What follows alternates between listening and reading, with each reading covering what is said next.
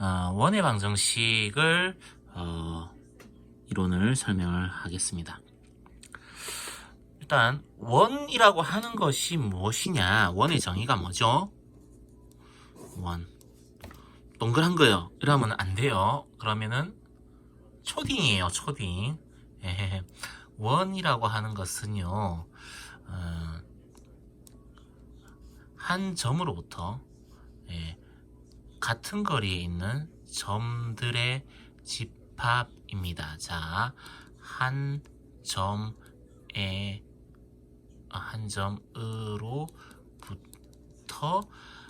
같은 거리, 일정한 거리에 있는 점들의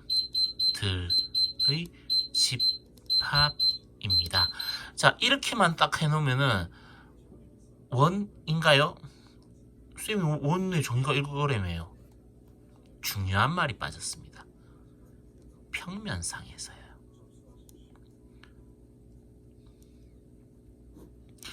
이 평면상에서라는 말이 빠지면 어떤 일이 벌어지느냐 하면, 직선에서는 한 점으로부터 같은 일정한 거리에 있는 점들 이렇게 하면은 이렇게 두 점 이렇게 생기고요. 공간상에서는요, 한 점으로부터 같은 거리에 있는 점들 이렇게 하면은 뭐가 되냐 하면은 9가 돼요. 9. 그래서 이 말이 되게 중요합니다. 평면상에서 평면 위에서 한 정해진 점으로부터 일정한 거리에 있는 점들의 집합을 바로 원의 정의라고 얘기를 하고요. 그러면 일단 이것을 가지고 원의 방정식을 만들어 볼 수가 있어요. 우선 여기 정해져 있는 점, 여기를 우리 중심이라고 그러죠. A, B 이렇게 하겠습니다. A, B. 그러면 거리는 뭐 얼만큼? 거리 R만큼 이렇게 되어 있는 점들이 X, Y라고 하는 점들이 있다고 쳐요. 그러면 이게 어떻게 되느냐? X 빼기 A의 제곱 더하기 Y 빼기 B의 제곱의 루트 이렇게 씌워주면은 이게 바로 거리 R이 되는 거죠. 거리 R이 되는 겁니다. 그러면 거리 루트 지웁시다. 어떻게 해요? 제곱해서요. 그러면 X-A의 제곱 Y-B의 제곱이 R의 제곱 이렇게 해서 이게 바로 원의 방정식이고, 여기에서는 A, B가 중심좌표, 그리고 R이 반지름 이렇게 되는 겁니다. R이 반지름, 중심 이렇게. 자, 그러면은 원의 방정식은 끝났어요. 자, 원에서는 일단은 이걸 일단은 원의 방정식의 표준형이라고 그러고요. 표준형을 보면은 바로 중심과 반지름을 알 수 있습니다. 표준형이라고 그러고요. 직선의 방정식에서도 표준형이라고 하는 게 있었죠. 표준형이라고 그러고, 요거를 싹 전개를 하게 되면 어떻게 되죠? x제곱 마이너스 2ax 플러스 어쩌고저쩌고 이렇게 되고요. y제곱 마이너스 2by 플러스 어쩌고저쩌고 이렇게 돼 있기 때문에 이것도 r제곱 이쪽으로 넘어오고 이렇게 해주면, 자, 이런 식으로가 됩니다. x제곱 더하기 y제곱 더하기 ax 더하기 by 더하기 c는 0 형태의 모양을 갖추게 되는데, 이거를 뭐라고 그러냐면은 원의 일반형이라고 그럽니다. 원의 방정식 일반형. 모양이 2차식인데 2차항의 개수가 x제곱의 개수와 y제곱의 개수가 서로 같다라고 하는 특징을 가지고 있습니다. 2차식으로 되어 있어요. 기하 과목을 배우게 되면은 타원의 방정식, 그리고 뭐 포물선의 방정식, 그리고 쌍곡선의 방정식, 이런 것들을 배우게 되는데 이걸 2차 곡선들이라고 얘기를 하는데요. 요때는 여기 앞에 있는 모양들이 조금씩 다릅니다. 일반형에서도요. 다릅니다. 그래서 일단은 원의 특징적인 모습이 이렇다라는 거 확인을 해 볼 수 있겠다라는 거. 자, 그다음 그럼 끝났나요? 표준형 배웠고 일반형 배웠으면 끝이 난 건가요? 그랬으면 좋겠는데요. 자, 원에서도 직선에서도 그런 거 있었죠. 위치관계. 자, 원에서도 위치관계라고 하는 게 있습니다. 일단 우선 원과 직선 사이의 위치관계. 원과 직선의 위치 관계. 위치 관계라고 하는 것은 뭘 의미하느냐 하면 만나냐 안 만나냐를 가지고 하는 거예요. 예, 만나냐 안 만나냐 그걸 가지고 하는데 원과 직선의 위치 관계는 원과 직선이 두 점 만나는 거, 그다음에 원과 직선이 한 점 만나는 거, 그걸 뭐라고 그러죠? 접하는 거라고, 원과 직선이 안 만나는 거, 이렇게 이제 됩니다. 자, 두 점 만남, 한 점 만남, 한 점 만남은 다른 말로 접함다 이렇게 되죠. 접함. 그리고 안 만남. 자, 이거를 연립방정식의 느낌으로 보게 되면, 연립방정식으로 해서 연립방정식으로 해서 그러면은 미지수 하나 줄이게 되죠. 예, 미지수 줄이기 하게 되면은 2차 방정식이 되거든요. 2차 방정식이 되죠. 여기 2차식이고 직선은 1차식이니까는 잘 어떻게 해가지고 y 대신에 뭐 ax 플러스 b 형태로 이렇게 갖다 넣어주게 되면은 x에 대한 2차 방정식이 되는 거잖아요. 돌았다. 자, 어쨌든 2차 방정식이 되는데 그때 판별식을 얘기를 할 수 있겠죠. 판별식이 0보다 클 때, 그때는 두 점 만남이 되는 거고요. 판별식이 0이랑 같을 때가 한 점 만남, 접하는 경우가 되는 거고요. 판별식이 0보다 작을 때, 그러면은 안 만남 형태가 됩니다. 자, 그 다음 그래서 이런 것들도 되게 중요합니다.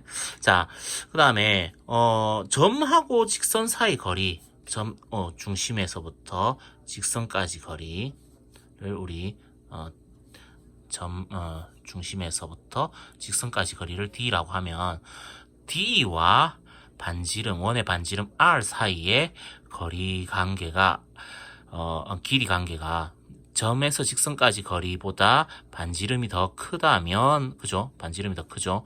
그러면은 두 점 만남. 점에서 직선까지 거리가 반지름하고 같다면 접함. 그 다음에 점에서 직선까지 거리가 반지름보다 크다면 이건 안 만남. 이런 모양이 되게 됩니다. 점에서 직선까지 거리. 중심에서부터죠. 중심점에서부터 직선까지 거리. 중심에서부터 직선까지 거리. 이렇게.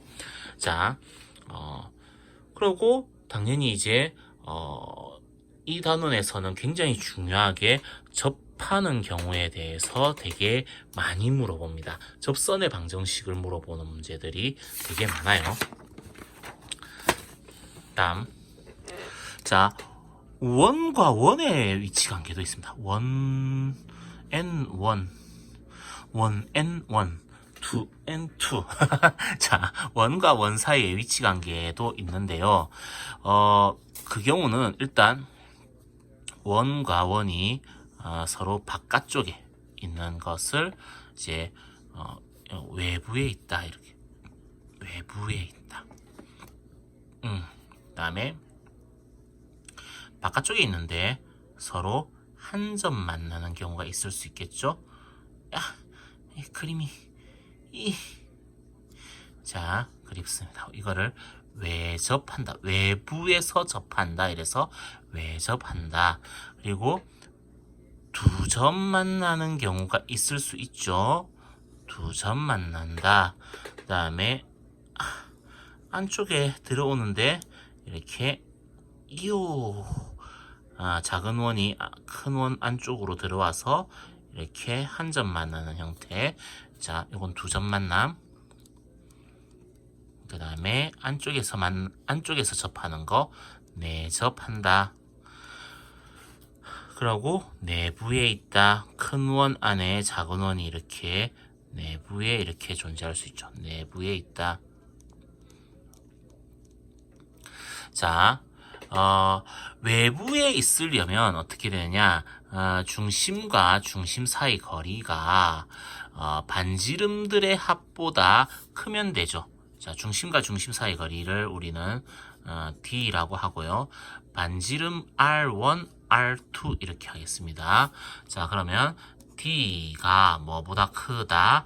R1 더하기 R2보다 크다. 요거는 D가 중심 사이 거리가 R1 더하기 R2랑 같다. 요거는 D가 일단 좀 있다가 요건 D가 자, 중심 사이 거리는요. 중심 사이 거리는 이게 R2 요거는 R1 이렇게 하니까는 딱 R2 빼기 R1이랑 같죠. 자, 이렇게 쓸게요. R1 빼기 R2 이렇게 절대값으로 표현하겠습니다. 그 다음에 내부에 있다. 그러면은 그것보다 작은 거가 되는 거죠. 중심 사이 거리가 R1 빼기 R2의 R1과 R2의 차이보다 작다. 그러면은 이 경우에는 내접하는 것보다는 조금 그 거리가 중심 사이 거리가 멀 거고요. 외접하는 경우보다는 가까울 거예요. 그래서 얘는 이렇게 요거 이렇게 오게 됩니다. R1과 R2의 차이보다는 크고 R1과 R2의 합보다는 작다. 이런 식으로 원과 원 사이의 위치 관계를 이렇게 얘기할 수 있고, 그 다음에 공통접선이라고 하는 것도 있어요. 공통으로 이렇게 되는 접선을 자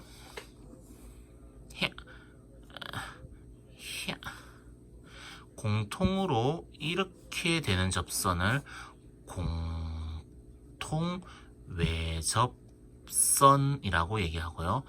공통 접선인데 이렇게 되는 접선도 있을 수 있죠. 이거를 공통 내접선이라고 얘기합니다. 무슨 차이죠? 공통 외접선은 접선이 이제 접선의 한쪽 방향으로 원들이 있는 거고요. 공통 내접선은 접선의 서로 반대쪽에 원들이 있는 겁니다. 자, 이때 뭐라고? 공통 외접선 2개, 공통 내접선 2개 이렇게 되죠.